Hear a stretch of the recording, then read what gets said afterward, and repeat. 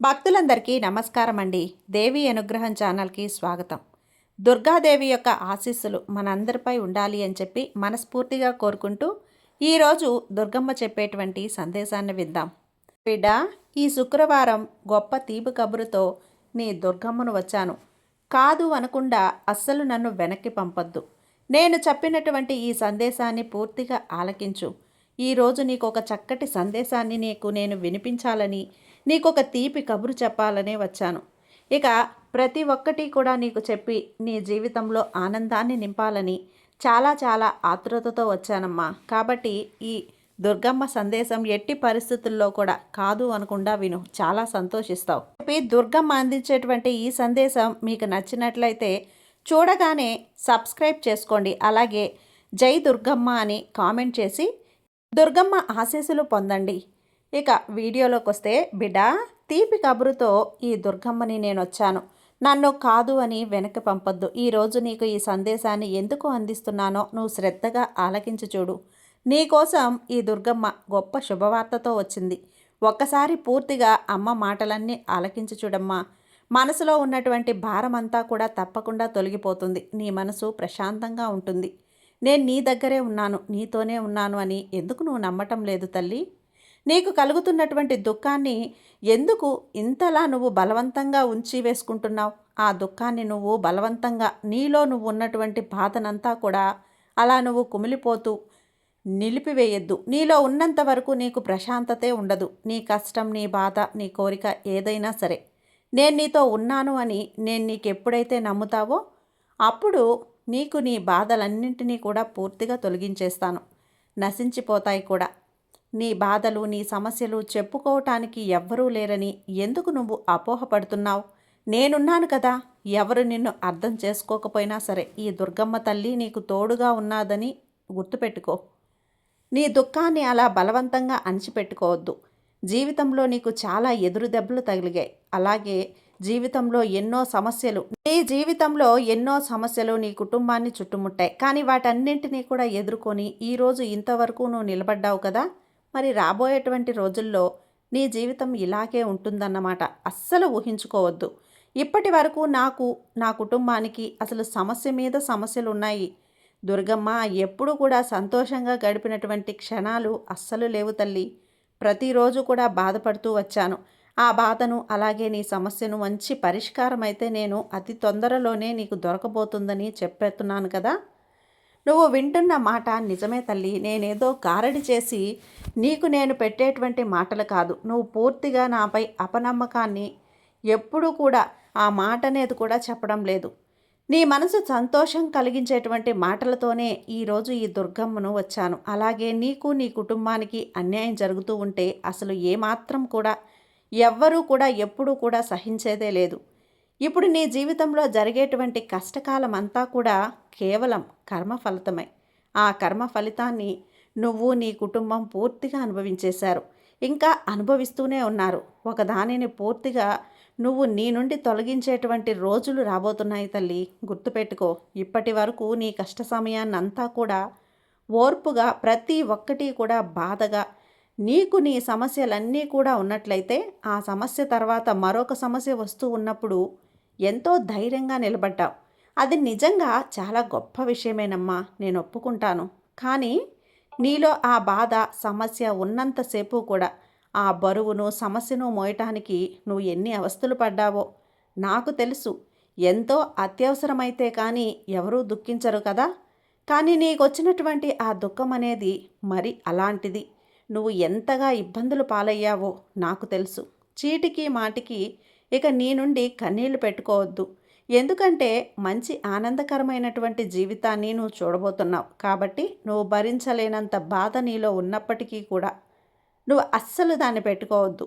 ఈరోజు నేను ఇప్పుడు నీకు సలహా ఇస్తున్నాను. నీలో ఉన్న దుఃఖాన్ని ఈ రోజుతో పూర్తిగా విడిచిపెట్టు.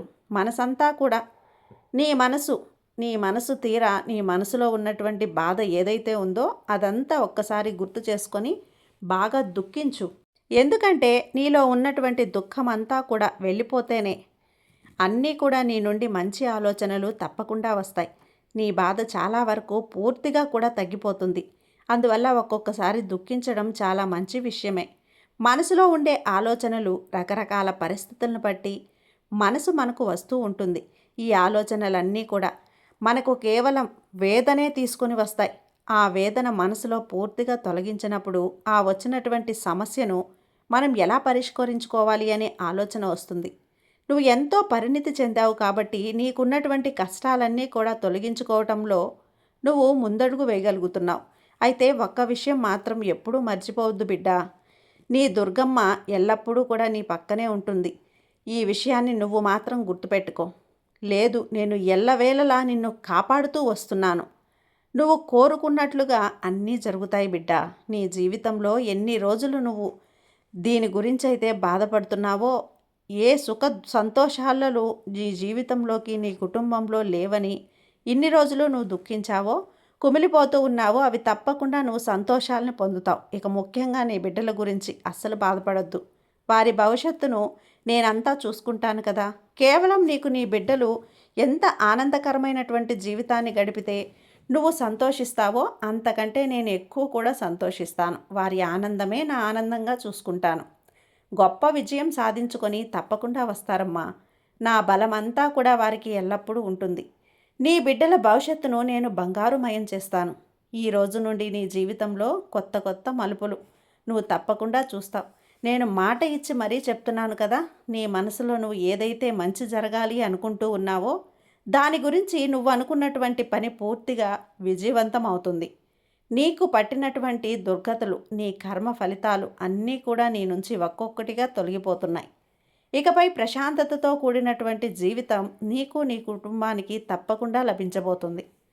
మరి ఇన్ని రోజులు నేను అలా దుఃఖిస్తూ ఉండటం వలన, నా కుటుంబం వలన నా కుటుంబం ఎంత బాధపడ్డామో అని ఎన్ని సమస్యలు ఎదుర్కొంటున్నామో మీకు తెలుసు కదా.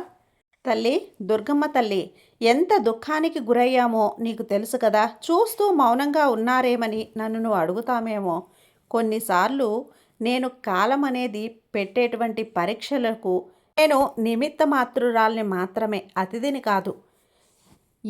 ఎంతటి వారైనా సరే ఈ సిద్ధంగా ఉండాలి ఈ పరీక్షలను ఎదుర్కోవాలంటే. నీకు ఏ విధమైనటువంటి బాధ కలిగినా, నీకు ఎలాంటి దుఃఖం వచ్చినా, ఎన్ని సమస్యలు వచ్చినా కూడా చూసావా, ఈ రోజుకి నువ్వు ఎలా ధైర్యంగా నిలబడి ఉన్నావో. ఒక్కసారైనా నువ్వు నీ కుటుంబంతో, వారికి కూడా ఎవరికి కూడా ఎలాంటి హాని కలగలేదంటే నువ్వు అవంతా కూడా ఈ అనుగ్రహం, ఈ తల్లి అనుగ్రహం లేకుండానే జరిగిందని నువ్వు అనుకుంటున్నావా?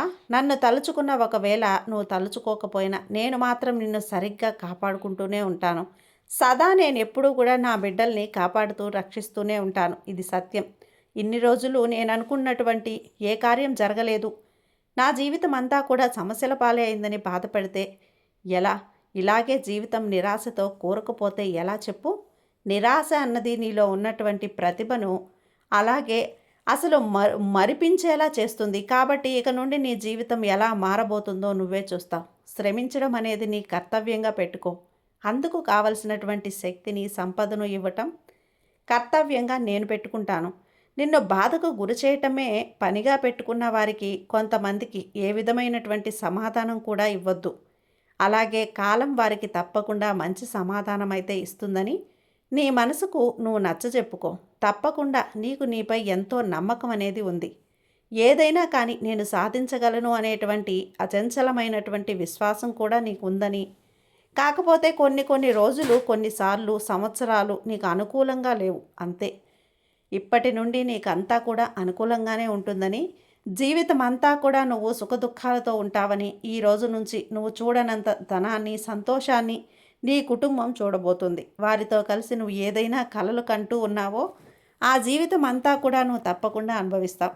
మనస్ఫూర్తిగా ఇక నుండి నీ మనసులో ఉన్నటువంటి చెడు ఆలోచనలన్నీ కూడా బయటకు పంపి నీ మనసంతా కూడా ప్రశాంతమైనటువంటి మంచి మంచి ఆలోచనలతో నిండి ఉండేలా నేను ఈ దుర్గమ్మని ఎన్నో రకాలుగా ప్రయత్నిస్తూ ఉన్నాను. నువ్వు కూడా ఎలాంటి ఆలోచనలు పెట్టకుండా ఆనందంగా జీవితాన్ని గడుపుతావని ఈ దుర్గమ్మ నీ నుండి కోరుకుంటుంది. ఈరోజు ఈ దుర్గమ్మ నీకు తప్పకుండా శుభవార్త చెప్తాను. ఉద్యోగం గురించి కానీ, సంతానం గురించి కానీ, లేక నీ బ్రతుకులో ఒక వెలుగుని ఇవ్వటానికి తప్పకుండా నేను చెప్పేటువంటి సందేశాన్ని పూర్తిగా ఆలకించి చూడు. మరి నేను చెప్పేటువంటి మాటలను నువ్వు శ్రద్ధగా వింటున్నావా? బిడ్డ, మీరు గుండెల్లో దాచుకున్న కోరిక ఎన్నాళ్ళుగో ఎదురు చూస్తున్న శుభవార్త ఇప్పుడే తలుపు తెరుచుకుంది. ఈ మాటలు విని చిన్న శబ్దం అనిపించవచ్చు, కానీ ఈ దుర్గమ్మ మీకు పంపినటువంటి సంకేతంగా భావించు. నువ్వు ఎన్నో ఇంటర్వ్యూలకు వెళ్ళి వచ్చావు, మళ్ళీ ఎదురు చూస్తూ ఉన్న ఉద్యోగం కోసం పోరాడుతున్నావు. నువ్వు ఆ ఉద్యోగానికి అర్హుడివని నేనంటానా? కాదు, నీ దుర్గమ్మ అంటుందంటే ఇది చట్టమే అవుతుంది. ఒక భక్తుడు కల్లోకి వచ్చి, దుర్గమ్మ నాకు ఉద్యోగం కావాలి, దుర్గమ్మ నాకు ఉద్యోగం కావాలి అని నవ్వాడు. నీ ఒడిలో జీతపు లేక పెట్టేద్దామని ఒకరు నిర్ణయించుకున్నారు. కానీ నీ గుండె చీలిన గాయాలను నేను మందుగా మార్చాలి. కాబట్టి ఈరోజు నీ శ్రమ ఫలించే రోజు అవుతుంది. ఉద్యోగం రావాలి అనే కోరిక ఇప్పుడు ఈ దుర్గమ్మ నీకు సమాధానం చెప్తుంది. ఖచ్చితంగా నువ్వు కోరినటువంటి ఉద్యోగం లేదా నువ్వు కోరుకున్నటువంటి సంతానం, నీకు కావలసినటువంటి ఆదాయం అన్నీ కూడా నీకు తిరిగి ఈ దుర్గమ్మ నీకు అందిస్తుంది. నువ్వు నీ జీవితంలో చేయవలసింది ఒకే ఒక్క పని. జై దుర్గమ్మ అని చెప్పి నా నామస్మరణ చేస్తూ ఉండు. నీకంతా కూడా మంచే చేస్తాను. ఈ దుర్గమ్మ ఆశీస్సులు నీకు ఎప్పుడూ నీపై ఉంటాయి. కాబట్టి దుర్గమ్మ ఆశీస్సులతో చల్లగా సంతోషంగా ఉండు బిడ్డ.